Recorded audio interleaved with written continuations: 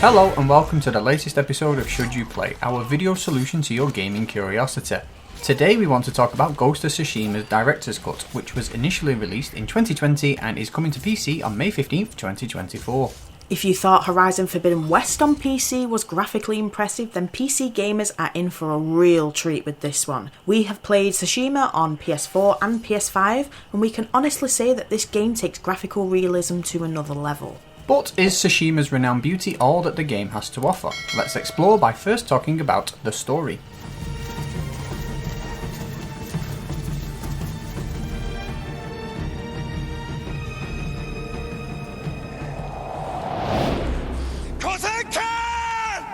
We follow the tale of honourable samurai prodigy Jin Sakai, who must abandon the predictable samurai code to liberate the islands of Tsushima from an occupying Mongolian force in the 13th century. I don't know if anyone watching this knows anything about history, but the Mongol invasion did happen, and it was a vicious and terrifying part of Japanese history. Ghost of Tsushima is actually historically accurate in that the game takes place during the Mongols' invasion of the titular island that was the first attack against the samurai forces before moving on to mainland Japan. Samurai! Do you surrender? The Mongol invasion itself is interesting in just how it caused the Japanese people to change their entire culture and way of thinking to repel the invaders. I learned. I know your language, your traditions, your beliefs, which villages to tame and which to burn.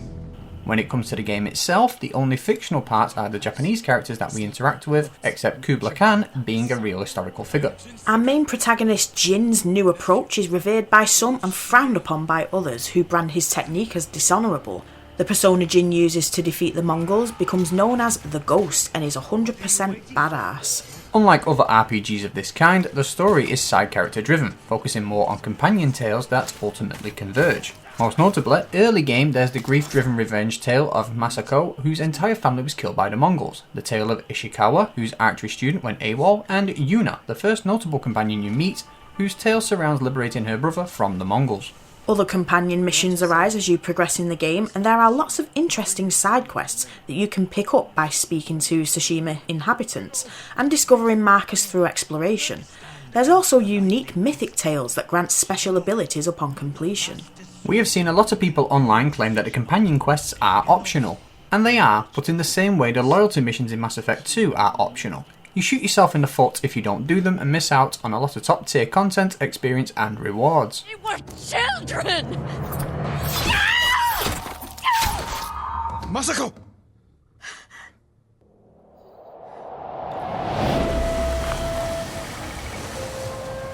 Next up, let's expand on the world itself and the fantastic visuals. The world map looks small compared to other modern open world games, but do not be deceived, because this game is huge. Tsushima is split into 3 regions, Izuhara, Toyotama and Kamiyagata, which are all then separated into prefectures. Anyone familiar with GTA 3, Vice City and San Andreas will recognise how the island is broken up, with Act 1 being set in the first region and so on. Sucker Punch has stated that the game covers the biomes you can find on mainland Japan, from snowy mountains to bamboo forests to waterfalls and rolling grasslands. The game is truly panoramic with vast countrysides, culturally rich settlements, tranquil shrines and hot springs, billowing fields and much more. You can see gorgeous vistas in every direction. Players must unveil the map primarily through self-directed exploration on foot or horseback, following the guided wind mechanic to quest markers, or even following wildlife to points of interest, a mechanic recently adopted by Final Fantasy VII Rebirth. The minimalistic HUD, dynamic weather, day and night cycle, procedurally generated skies, and the environmental theme of movement all contributes to immersion and realism. We can see falling leaves, wind blowing through the trees and pampas grass, and even lightning striking in the distance. How Jin affects the environment and how the environment affects him is very realistic. If Jin rolls around in the mud, he will be muddy from head to toe, and we often see Jin's clothing covered in blood after slaughtering Mongols, both of which are washed away when it rains. Furthermore, Jin can learn flute melodies that can change the weather by finding singing crickets. Not sure what the benefit of this is, but it sure is cool. The Iki Island DLC introduces new flute challenges that allows Jin to befriend animals, which is awesome and gives the flute accessory more purpose. Anyways, we could linger on the game's realism and genius means of immersion since there is so much to talk about. But let's move on and simply mention that you might spend a lot of time in photo mode.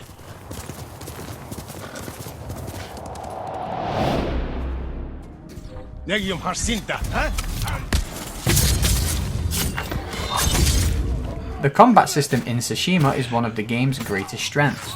Every strike of Jin's sword feels purposeful, precise, impactful and responsive. The Sakai Katana is the primary melee weapon used by Jin Sakai, coupled with a half bow acquired by Ishikawa and the Sakai Tanto short blade for assassinations. Outside the main arsenal, there's a lot of unlockable ghost weapons in the game that support the stealth approach of the ghost playstyle, such as throwable kunai and bombs. Sucker Punch genuinely nailed the combat, and we both consider it to be one of the best, if not the best, live-action combat systems ever. It definitely has a learning curve, especially on harder difficulties, but once you get the hang of parrying, archery, the different stances and standoffs, it's amazing. Unlike other RPGs, this game does not have numerical values to indicate progress when you level up through gaining experience. Instead, this game uses your legend, which is basically your reputation as the Ghost, and it increases through winning battles and completing quests. Once your legend rank reaches a new threshold, you gain a technique point to spend across 3 different skill trees. Firstly, there's the basic technique screen, which covers perks under deflection, which is parrying attacks, evasion, which is dodging skills, mythic, which is legendary combat arts, and exploration, which is the settings for the guiding wind. Then there's stance techniques, which are essential for bolstering Jin's melee. There are 4 different combat stances that can be unlocked through observing and defeating Mongol leaders, and improved by spending technique points. Stone stance is effective against swordsmen, water stance is fantastic at breaking through shields, wind stance is great against foes with spears, and moon stance is perfect against brutes. The different combat stances do take some getting used to, however it becomes second nature and strangely satisfying to quickly toggle between stances during battles to adapt your fighting style to suit the threat. Finally, there's Ghost Techniques, which covers ghost weapons and evolving tactics, which is my favourite skill screen.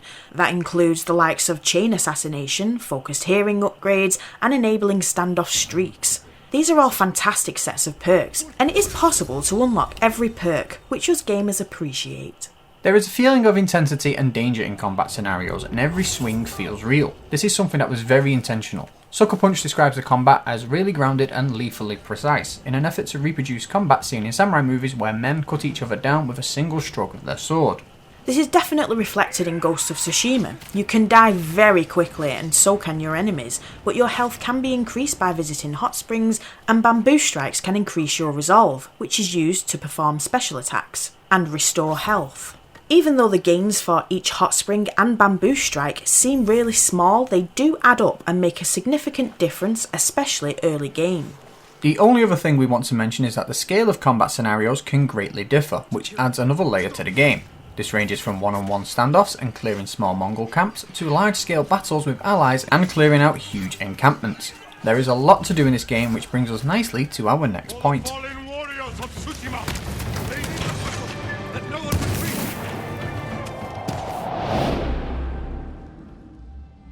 Aside from fighting Mongols and questing, Tsushima satisfies the itch that explorers have, providing lots of additional things to do throughout the world, without overwhelming them with pointless filler tasks.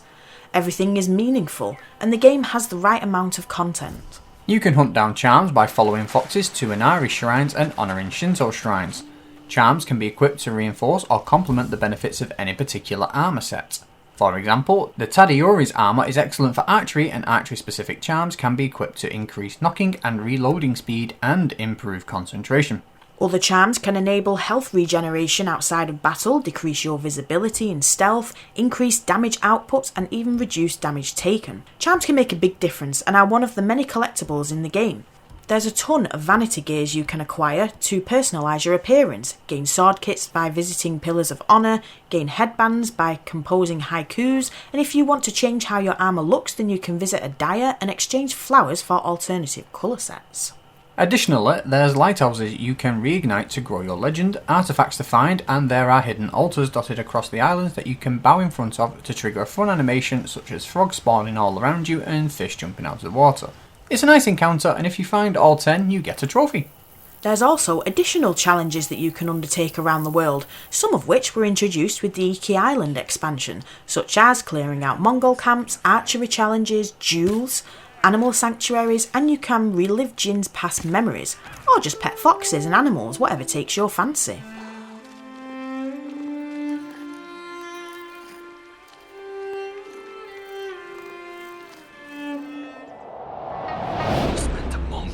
Sickness, hunger. Now let's talk about the negatives. Like all games, Tsushima is not perfect. My main issue gameplay wise is the shortage of resources. You need a lot of predator hides to improve equipment, and the amount of gold, iron, leather and other materials required to fully upgrade gear is ridiculous considering its scarcity.